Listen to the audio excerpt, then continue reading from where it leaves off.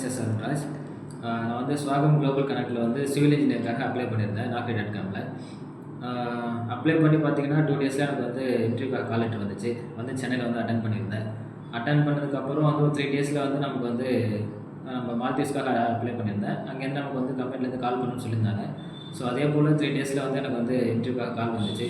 கால் வந்ததுக்கப்புறம் 10 டேஸில் திருப்பி ஷார்ட் லிஸ்ட்டுன்னு சொல்லியிருந்தாங்க. ஷார்ட் லிஸ்ட் ஆகி ஒரு 5 டேஸில் பார்த்தீங்கன்னா ஆஃபர் லெட்டர் நமக்கு வந்து ரிசீவ் ஆனிச்சு. ஆஃபர் லெட்டர் வந்து ஒரு 3 or 4 டேஸில் பார்த்தீங்கன்னா விசாவை ரெடி பண்ணி கொடுத்துட்டாங்க.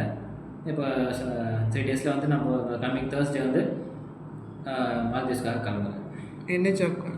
சிவில் இன்ஜினியருக்காக கிளம்புறேன். சேலரி பார்த்தீங்கன்னா $600.